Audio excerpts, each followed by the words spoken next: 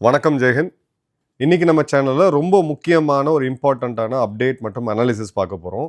Professor Jiang கியூயின், இந்த பேர் Jio politics follow பண்ணுறவங்க எல்லாருக்குமே அநேகமாக தெரிஞ்சிருக்கும்.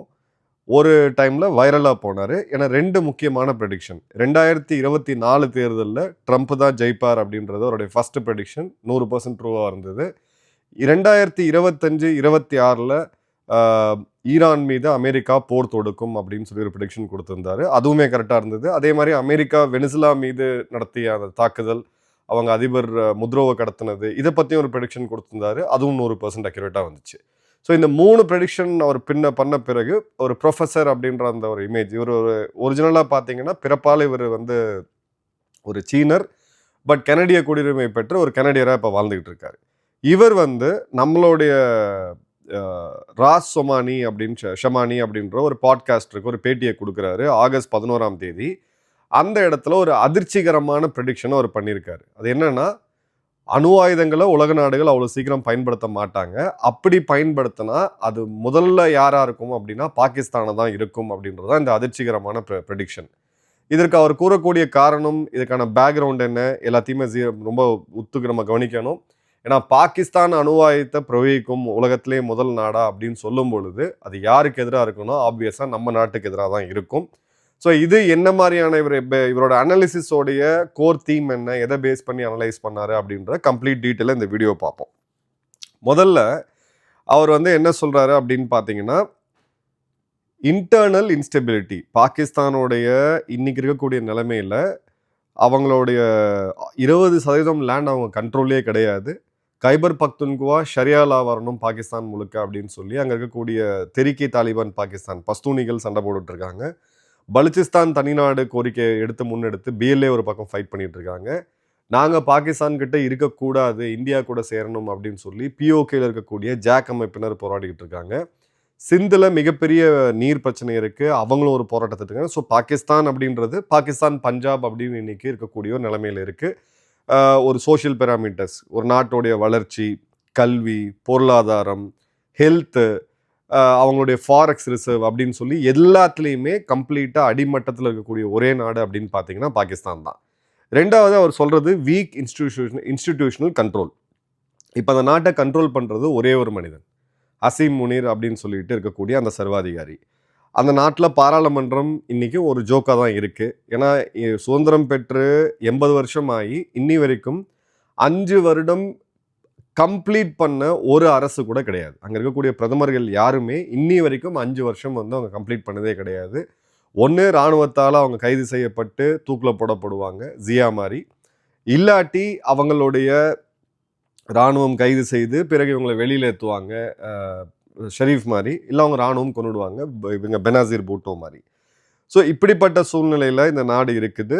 அதே மாதிரி இப்போ இந்த ஒரு இன்ஸ்டேபிள், இப்போது ஒரு கவர்மெண்ட் இன்ஸ்டிடியூஷன்ஸும் ஸ்ட்ராங்காக இருந்தது அப்படின்னா ஒன்றுக்கு ஒன்று செக் பண்ணும். இப்போ மத்திய அரசாங்கம் கொண்டு வந்த சில சட்டங்களை சுப்ரீம் கோர்ட் ரூல் அவுட் பண்ணியிருக்காங்க, செல்லாது அப்படின்னு சொல்லி ரூல் அவுட் பண்ணியிருக்காங்க. சில சமயம் சுப்ரீம் கோர்ட் சில கடுமையான தீர்ப்புகளை கொடுக்கும்போது மக்கள் மன்றத்தில் இந்த தீர்ப்புக்கு எதிரான புது சட்டத்தை ஏற்றிருக்காங்க. ஒரு சில இடங்களில் பார்த்தீங்க அப்படின்னா கவர்மெண்ட் இன்ஸ்டிடியூஷன்ஸ் முதல்வர் லெவலில் இருக்கக்கூடியவங்களே கைது செய்து ப்ராசிக்யூட் பண்ண சினாரியோலாம் நம்ம பார்த்துருக்கோம். ஸோ நம்மளது ரீசனபிளாக 100% நான் சொல்ல மாட்டேன், ரீசனபிளாக நம்மளோட இன்ஸ்டிடியூஷன்ஸ் சேஃபாக தான் இருக்குது. இப்போ அவர் என்ன சொல்கிறாரு அப்படின்னு பார்த்தீங்கன்னா,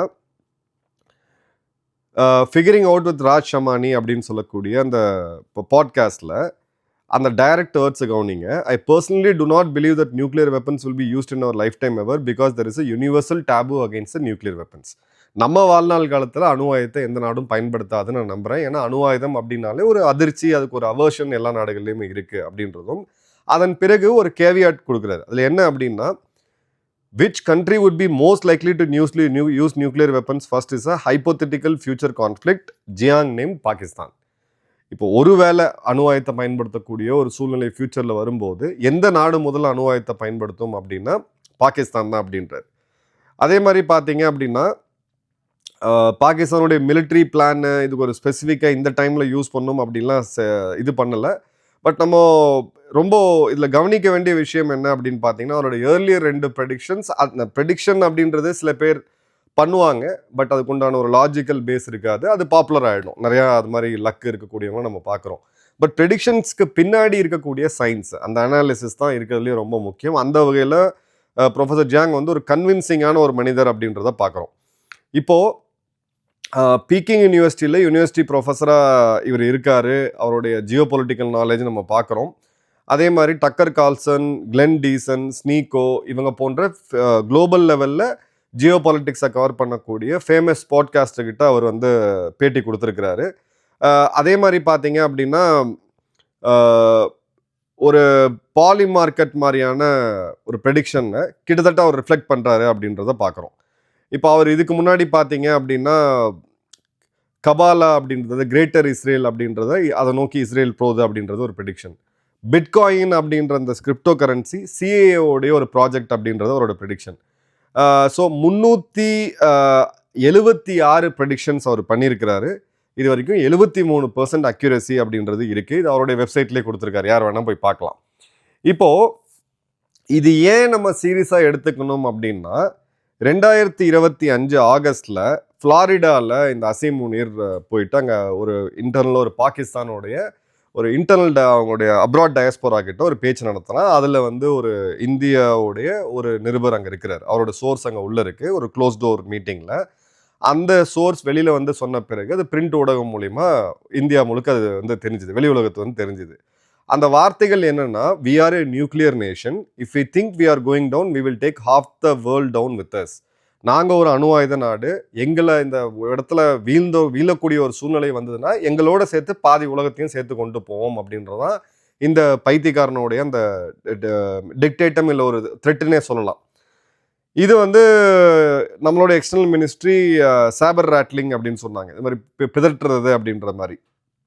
ஸோ இந்த இடத்துல இந்தியா திரும்ப திரும்ப சொல்றது இவங்ககிட்ட அணு ஆயுதம் இருக்கிறது சேஃப் கிடையாது.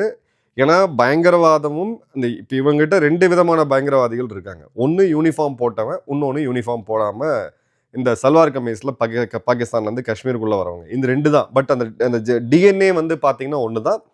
அவங்களுடைய அந்த திங்கிங் அப்படின்றதும் ஒன்று தான். நம்ம தான் நிறைய இடத்துல டைவெர்ட் ஆகிறோம். இப்போ லேட்டஸ்ட்டாக நேற்று பியூவோட நடத்தின சர்வேல இந்தியர்களை யார் ஃபேவரபுளாக பார்க்குறாங்க, யார் ஃபேவரபுளாக எதிரியாக பார்க்குறாங்க, யார் நண்பனாக பார்க்குறாங்க அப்படின்னு பார்த்தீங்கன்னா பாகிஸ்தானில் 91% அவங்களுடைய மக்கள் இந்தியாவை எதிரியாக பார்க்குறாங்க. 9% வந்து ஓகே அப்படின்ற மாதிரி பார்க்குறாங்க. இப்போ நம்ம இடத்துல பார்த்தீங்கன்னா ஐ எம் சாரி பாகிஸ்தான், நாங்கள் வேறு நீங்கள் வேறு கிடையாது, நம்ம எல்லாமே ஒரே தாய் மக்கள், ஒரே சகோதரத்துவம், தண்ணீர் கொடுக்காமல் இருக்கிறது வந்து ரொம்ப தவறு. இந்தியில் பார்த்தீங்கன்னா அவங்க வடக்கிலெல்லாம் வந்து ஹமன் கி ஆஷா அப்படின்னு சொல்லி அது ஒரு கேங்கு. இதெல்லாம் வந்து நம்ம கன்ஃபியூஸாக இருக்கும், நம்ம எதிரி யாருன்னு தெரியாமல். அவங்க ரொம்ப தெளிவாக இருக்கிறாங்க.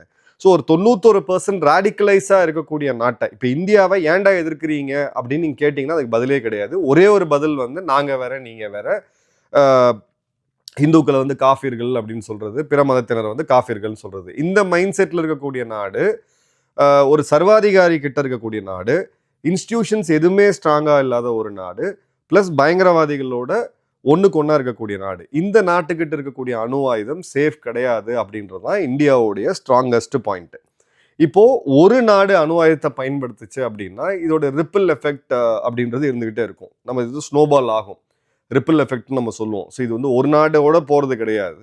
இந்தியா மேலே தப்பி தவறி பாகிஸ்தான் புரோகிக்க ட்ரை பண்ணாங்கன்னா 99 அடல் பிஹாரி வாஜ்பாய் அவர்கள் அந்த இதில் ஃபேமஸாக சொன்னார், நீங்கள் அணு ஆயுதத்தை ட்ரை பண்ணுங்கள், இந்தியாவோட ஒரு நகரம் தாக்கப்பட்டால் பாகிஸ்தான்ற நாடே நாட்டில் புல் பூண்டு இருக்காது, பாகிஸ்தான்ற நாடே உலக வரைபடத்தில் இருக்காதுன்னு சொன்னார். இன்னைக்கு நம்ம தாண்டி வந்திருக்கிறோம். இப்போ பாகிஸ்தானுக்கு ஒரு ஸ்ட்ராங்கான அமெரிக்கன் சப்போர்ட் இப்போ இருக்குது, குறிப்பாக ட்ரம்ப்போட சப்போர்ட் இருக்குது.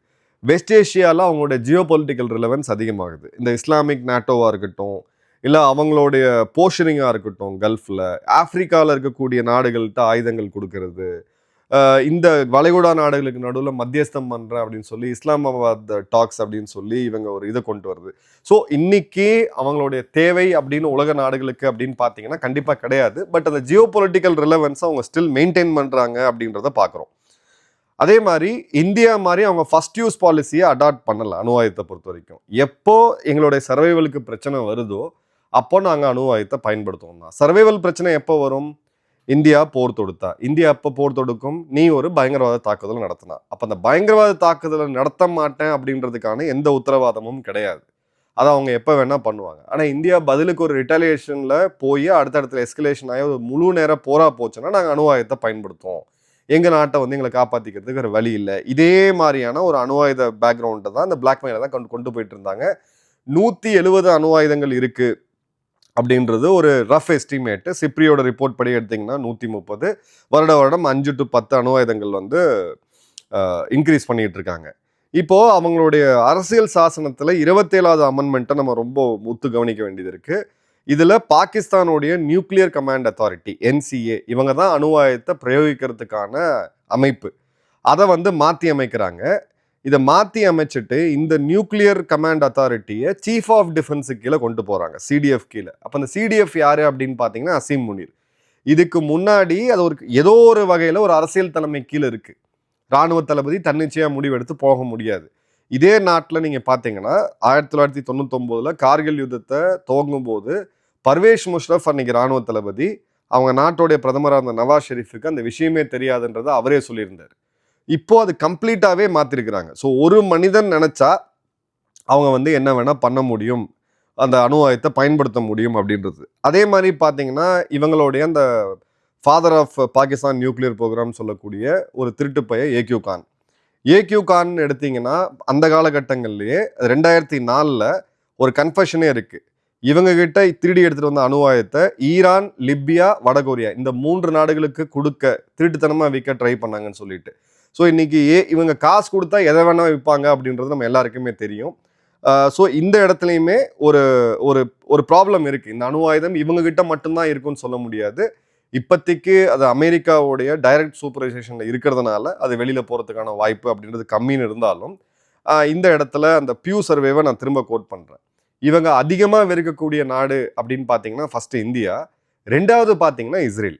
இஸ்ரேலுக்கும் இவங்களுக்கும் எல்லை கிடையாது, எந்த விதமான பிரச்சனையும் கிடையாது.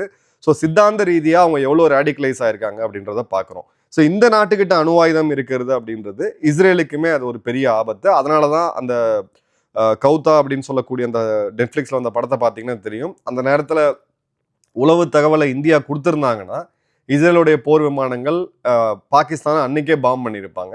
பட் அது அன்னைக்கு இருந்த பொலிட்டிக்கல் ரீசன் இருந்த கோல்ட் வாரில் நம்ம வந்து அதில் பின்தங்கி இருந்துட்டோம், நம்ம அந்த முடிவை எடுக்கலை. ஸோ ஓவராலாக பார்த்தோம் அப்படின்னா இந்த நாட்டோடைய அந்த பாதுகாப்பு அம்சம், இவங்களுக்கு இருக்கக்கூடிய இந்த பிரச்சனைகள்லாம் பார்க்கும் பொழுது ஒரு ஃபுல் ஃப்ளெஜ்டு வாருக்கு போகும்பொழுது இவங்க இந்த அணு ஆயுதத்தை கையில் எடுக்கிறதுக்கான வாய்ப்பு நம்ம இல்லைன்னு கண்டிப்பாக சொல்லவே முடியாது. இது நம்ம வந்து ரொம்ப தெளிவாக புரிஞ்சுக்கணும். அதே மாதிரி இதோட இன்னொரு தன்மையை நம்ம எடுத்தோம்னா எப்படி இதை நம்ம ரியாக்ட் பண்ண போகிறோம் அப்படின்றதுக்கு மே 10 நடந்த அந்த முக்கியமான நிகழ்வு, கிரானா ஹில்ஸ் இவங்க அணு ஆயுதத்தை வச்சுட்டு இருக்கக்கூடிய அந்த மலையை இந்தியா துல்லியமாக தாக்கி அதை வந்து அந்த அணு ஆயுதத்தை வெளியே எடுக்க முடியாத அளவுக்கு டீகேபிட்டேட் பண்ணாங்க. ஸோ இந்தியா இனி ஃபியூச்சர் டாக்டரின்லையுமே நம்ம முதல்ல தாக்க வேண்டியது அவங்க அணு ஆயுதங்களை மட்டும்தான். அந்த ஃபர்ஸ்ட் ஸ்ட்ரைக் கேப்பபிலிட்டியை நம்ம நியூட்ரலைஸ் பண்ணிட்டோம் அப்படின்னா இந்த நாடு அதுக்கப்புறம் சரணடையதை தவிர ஒரு வழியே கிடையாது. ஸோ எவ்வளோ ஒரு பேராபத்துள்ள ஒரு சினாரியோவில் இந்தியா இருக்குது அப்படின்றதுக்கான ஒரு பெஸ்ட் எக்ஸாம்பிள் தான் இப்போ சமீபத்தில் பார்க்கக்கூடியது. திரும்பவும் சொல்கிறேன், அணு ஆயுத போர் மனித குலத்துக்கு எதிரானது. பட் இந்த மாதிரி காட்டு மிராண்டிகள் மூடர்கள் கிட்ட இருக்க அணு ஆயுதம் அப்படின்றது அன்ஃபார்ச்சுனேட்டாக நம்மளுடைய அண்டை நாடாக இருக்கிறதுனால நாம் இந்த இடத்துல லெத்தார்ஜிக்காக இருக்க முடியாது. உங்கள் கமெண்ட்ஸை கமெண்ட் பாக்ஸில் போடுங்க. நன்றி, வணக்கம், ஜெய்ஹிந்த்.